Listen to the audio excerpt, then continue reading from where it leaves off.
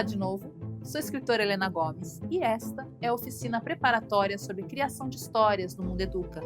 Ela faz parte do projeto integrado Um Mundo pela Metade, que inclui o romance juvenil Um Mundo pela Metade, com e-book e audiobook disponíveis gratuitamente, além de oficinas preparatórias do nosso Mundo Cast, que traz vídeos com especialistas sobre bullying e cyberbullying, entre outros materiais. Trata-se de um projeto aprovado pelo CUT-SP PNAB, Política Nacional Aldir Blanc. Nesta oficina, minha ideia é mostrar como você pode criar uma boa história. Ela pode virar um roteiro, um livro, uma peça de teatro ou outra atividade que você pode desenvolver com os alunos. Na primeira parte, falei sobre duas importantes categorias narrativas: o tempo, que é o quando a história acontece, e o espaço, que é onde a história acontece, ou seja, os locais por onde os personagens circulam.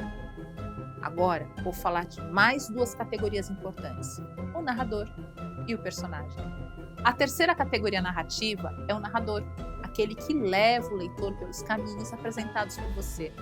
É do ponto de vista dele que se conhece a história. Em geral, a história pode ser conduzida por um narrador não participante ou por um personagem que também é narrador. Há 4 tipos de narrador mais utilizados. Veja o primeiro exemplo. Aos poucos, o urso foi recuperando a saúde e a vontade de andar por aí, o que o fazia sumir por horas. Qualquer dia desses, ele não voltará mais, pensou a princesa com um aperto no coração. Mas assim é a natureza, e não posso prender um animal que nasceu para ser livre. Este é um exemplo de narrador onisciente. Como o próprio nome diz, é aquele narrador que sabe tudo. Embora não seja um personagem, ele narra tudo o que acontece, como se estivesse vendo tudo de cima, até mesmo os pensamentos dos personagens. Vamos analisar outro exemplo. Tati era a única que não tinha o talento comum aos felinos. Apesar de seu formato bola, não conseguia rolar no chão como as outras gatas do apartamento. A princípio, rolar no chão parece coisa de cachorro, mas não é. Gatos amam se espalhar de barriga para cima e rolar para cá e para lá. Dizem os especialistas que, desse modo, eles descobrem perspectivas diferentes e lançam novos olhares sobre a realidade, algo, aliás, que muito humano deveria fazer. Este é um exemplo de narrador onisciente intruso. Esse narrador também é onisciente e não é personagem, mas tem uma característica bem interessante. Fica fazendo comentários enquanto narra a história. Vamos ver mais um exemplo. O lugar era realmente incrível. A praia, de areia muito branca, recebia as ondas de um mar que oscilava entre tons de azul suave, esverdeado e intenso. No horizonte, as águas fundiam-se ao cinza e tornavam-se prateadas antes de tocarem o céu daquele final de tarde. Respirei fundo, com prazer, sentindo o ar me encher por inteira. Então, liberei-o de volta à atmosfera bem devagar, imaginando se seria possível guardá-lo para sempre. Mas tudo vai embora, não é? Apenas parte, muitas vezes sem se despedir. Ou como aconteceu comigo, porque eu não quis me despedir. Uma decisão que virou culpa e depois dor, aquela bem doída. Josi, você vem? Chamou meu pai, Afonso. Este é o clássico narrador protagonista. Com esse tipo de narrador, a história é contada pelo ponto de vista do personagem principal. Como ele não é onisciente, não tem como saber tudo o que acontece na história. Isso, inclusive, limita um pouco a narração. Por outro lado, pode torná-la mais intimista ao aprofundar as emoções, os pensamentos e as vivências do protagonista. Agora vamos ver o último exemplo. Ele é um grande herói, amado por tantos e odiado pelos inimigos. Naqueles tempos, eu era apenas um escudeiro, alguém que a tudo assistiu. Hoje, quase 3 décadas mais tarde, quase ninguém se lembra de suas aventuras. Feitos que contarei a você, pois ainda há muito a se descobrir sobre o passado. Este é um exemplo de narrador testemunha. Aqui o narrador também é um personagem, só que não é o protagonista. Como narrador, ele funciona mais como testemunha do que acontece na história. Tem gente que defende que uma história só pode usar um tipo de narrador. Da minha parte, já fiz algumas misturas, como colocar tanto cenas narradas pelo protagonista, quanto outras contadas pelo narrador onisciente. Gosto bastante do resultado, pois assim consigo ampliar o alcance da narração como um todo. Uma tática diferente é trabalhar com mais de um narrador protagonista, um para cada capítulo. deve ser muito bem feito para não confundir o leitor, uma vez que todos os narradores se expressam em primeira pessoa. O tipo de narrador impacta diretamente o resultado que você deseja obter. Comigo já aconteceu de começar um livro com um narrador protagonista e lá, pelas tantas, perceber que não estava dando certo. Mudar o tipo de narrador muitas vezes faz toda a diferença. Se precisar, faça um teste e veja qual é o mais indicado para cada caso. É importante que você também se sinta confortável a escrever com o tipo de narrador que escolheu. E não tenha vergonha de refazer o texto. Nenhuma história nasce pronta logo de primeira. A quarta categoria narrativa é o personagem, um ser construído por palavras e que ganha características físicas, sociais e psicológicas.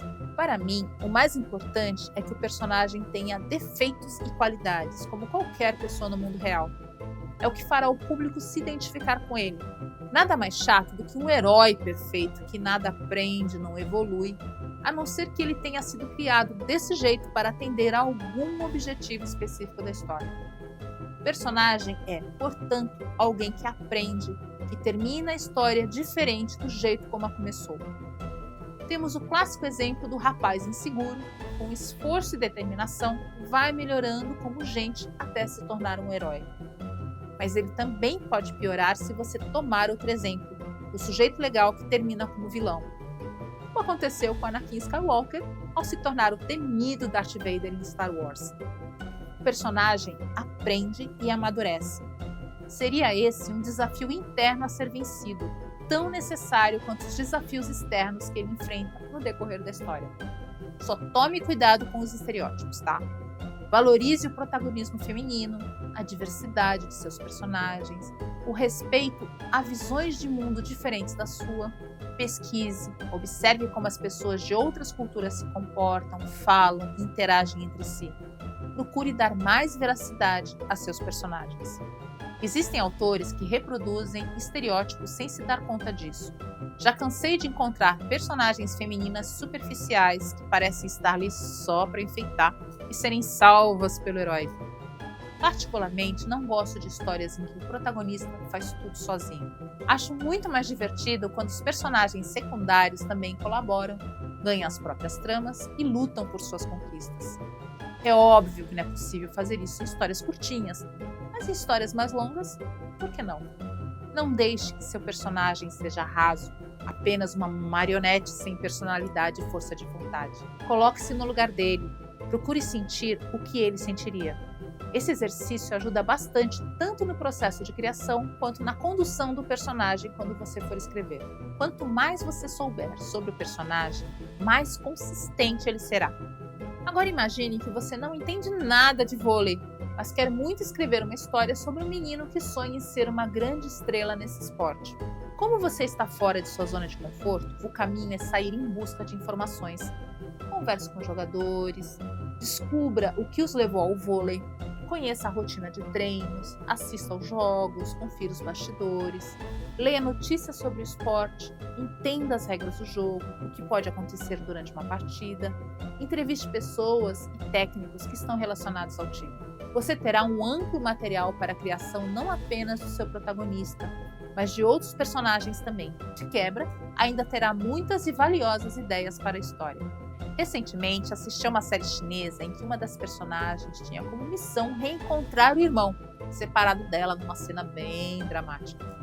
Acontece que, conforme os episódios avançavam, ela foi se envolvendo cada vez mais com os problemas de seus companheiros. No último capítulo, o roteirista simplesmente se esqueceu do tal irmão. Ficou uma ponta solta, algo que não pode acontecer de jeito nenhum. Além de ter a sua pendência resolvida na história, o personagem precisa ser coerente com a sua personalidade e com o seu contexto. Pergunte-se, a linguagem que o personagem usa tem a ver com ele? E quanto ao seu comportamento? Está de acordo com as suas motivações e o seu modo de enxergar a vida? Muito cuidado para não mudar bruscamente o jeito de ser do personagem. Se a sua personalidade vai mudar ao longo da história, essa mudança precisa fazer sentido. Admito que criar personagens pode ser viciante. Por esse motivo, faça todo o possível para resistir à tentação. Só crie quem realmente for necessário à história, evitando o excesso de personagens. Ajuda bastante criar uma hierarquia na hora de lidar com eles. Os personagens mais importantes recebem mais informações, são melhor desenvolvidos, como é o caso do protagonista e do antagonista. Nada de ficar dando nome, descrevendo fisicamente aquele personagem que está só para figurante, né? Há exceções, claro, de acordo com cada caso. Não se limite a ver apenas filmes, novelas e séries do Brasil e dos Estados Unidos. O mesmo vale para a literatura. Conheça livros e produções audiovisuais de outros países, descubra culturas diferentes, pesquise as várias maneiras de se contar uma história. Isso alimentará a sua criatividade na hora de elaborar personagens e histórias mais ricas e diversificadas. Nesta segunda parte da oficina preparatória Criação de Histórias do Mundo Educa, falei sobre duas categorias narrativas: o narrador, que é aquele que narra a história, e o personagem, um ser construído por palavras que ganha características físicas, sociais e psicológicas. É importante lembrar que esta oficina faz parte do projeto integrado O Mundo pela Metade, que foi aprovado pelo CUT-SP, PENAB, Política Nacional Aldir Blanc. E que o material que estou apresentando vem de uma pesquisa que realizo há anos e que reuni no meu e-book, o Guia Prático do Futuro Escritor, Como Criar Histórias, disponível na Amazon. Na terceira e última parte desta oficina, veremos a quinta categoria narrativa, o enredo. Também trarei 13 super dicas para tornar a sua história ainda mais legal. Até lá!